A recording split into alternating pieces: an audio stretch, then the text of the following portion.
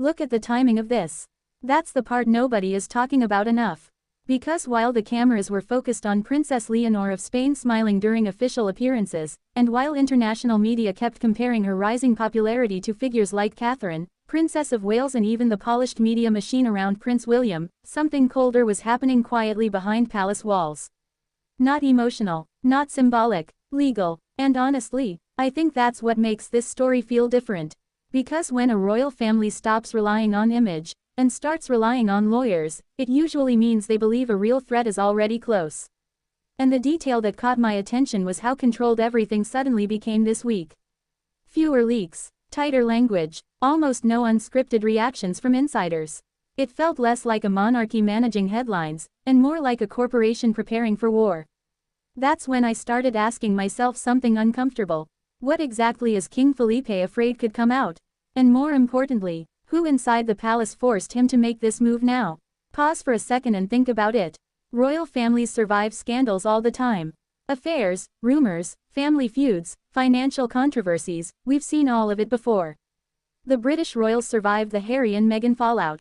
Even now, every time Meghan, Duchess of Sussex, says something publicly, it becomes a global conversation for days. But Spain's monarchy operates differently. Much quieter, much more fragile. That's the part international audiences sometimes miss. The Spanish crown doesn't have the same global cushion the British monarchy has. It can't absorb endless drama forever. Every scandal there feels closer to the edge. And King Felipe VI knows that better than anyone because he inherited a monarchy already damaged by years of controversy surrounding former King Juan Carlos I. So when people call this latest legal strategy harsh or savage, I actually think they're missing the bigger picture. This wasn't about revenge. This was about survival. And honestly, I think Felipe believes he has no choice anymore. Because here's what fascinates me. The modern monarchy is no longer fighting newspapers. It's fighting phones. One leaked audio clip, one private message, one former insider with resentment, one staff member deciding they can make money from secrets. That's the danger now. A palace can spend years building an image in public, and lose control of it overnight because of one screenshot online. And if you've noticed, Europe's royal families are all reacting to this new reality differently. The British royals use visibility, more appearances, more public connection, more controlled openness. But Spain seems to be choosing containment. Control the leaks, control the access, control the narrative before it explodes. And personally, I think Felipe watched what happened to other royal families and decided he would rather look ruthless now than weak later. Because weakness inside a monarchy spreads fast. The second palace staff think rules are flexible, discipline collapses. And I know some people watching this will say, well, isn't that too extreme? Maybe, but let me ask you this.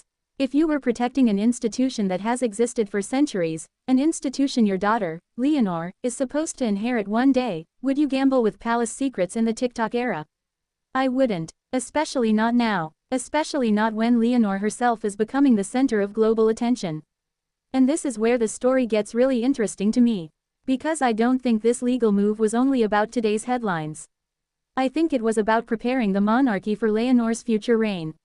That changes everything. Because Leonor represents something emotionally powerful for Spain right now: renewal, youth, discipline, stability, a cleaner image after years of royal controversy.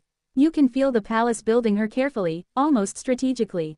The military training, the public appearances, the controlled media exposure. Every step feels designed to create confidence around her future.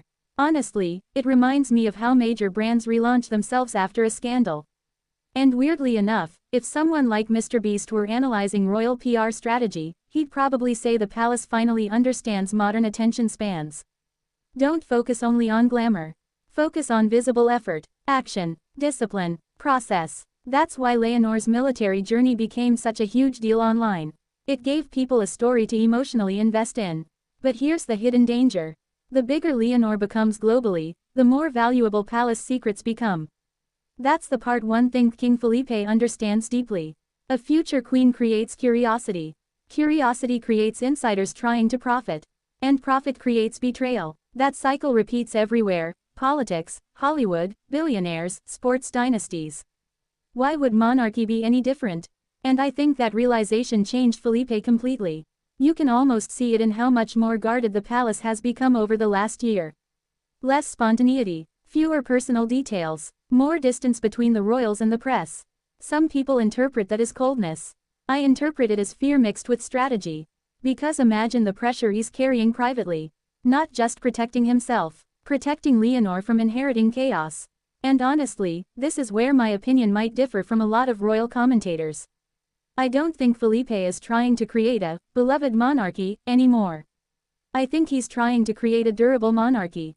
There's a difference. Beloved institutions chase emotion, durable institutions chase control, and when I look at this legal crackdown, that's exactly what I see. A king choosing structure over popularity. Now whether that works long-term, that's another question entirely. Because history shows something dangerous. The tighter institutions squeeze information, the more explosive leaks become when they finally happen. That's the paradox, and I keep wondering if the palace understands that risk. Because younger audiences today don't automatically trust silence. Sometimes silence creates even more suspicion. Social media fills in gaps fast, and usually with the wildest theories possible. That's why this strategy feels so high stakes to me. It could stabilize the monarchy, or accidentally make people even more curious about what's being hidden. And I'll be honest, that tension is probably why this story exploded online in the first place. People sense when power becomes defensive. They can feel it, and the internet especially loves moments where institutions appear nervous. That's why clips discussing Leonor, Felipe, or palace secrecy suddenly spread so quickly right now. It's not only royal gossip anymore. It's about power, control, legacy, image, survival, all wrapped together. And here's something else I noticed. While British royals often respond to pressure with emotional storytelling, Spain's palace almost never does that. No emotional interviews, no personal documentaries, no oversharing. It's a completely different philosophy. And maybe Felipe believes that restraint protects dignity. But in 2026, restraint also creates mystery. And mystery drives clicks, which ironically means every attempt to suppress palace drama can make the public even more obsessed with it. That's the modern trap, and I genuinely think King Felipe understands he's trapped inside it now.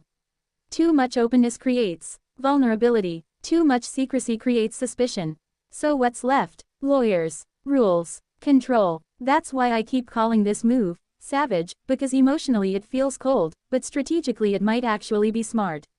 And whether people love or hate Felipe for it, one thing is becoming very clear. He is no longer ruling like a symbolic royal figure.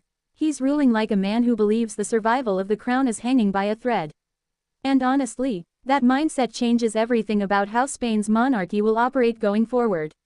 Because the palace isn't preparing for yesterday's scandals anymore. It's preparing for the next leak, the next betrayal, the next viral moment, and maybe that's the biggest sign that royal life itself has changed forever. Not because the crowns disappeared, but because privacy did. If you're new to Leonor's story, subscribe, I post every day. And before this video ends, I want to leave you with one final thought that honestly stayed in my head while researching all this. What if the real battle inside modern monarchy isn't between Republicans and Royalists anymore? What if the real battle is between visibility and secrecy? Because every royal family now lives inside an attention economy they can't fully control. And the smarter ones know survival today isn't about looking perfect. It's about surviving exposure. That's why this legal move matters more than people think. It's not only about palace secrets. It's about whether a centuries-old institution can still function in a world where everyone has a camera, everyone wants access, and every silence becomes a conspiracy online. And maybe King Felipe looked at all of that, looked at Leonor's future, and decided being criticized for being too strict was safer than becoming remembered as the king who lost control of the crown. Honestly, I think that's the calculation he made. And whether people agree with it or not, Spain's monarchy may never operate the same way again.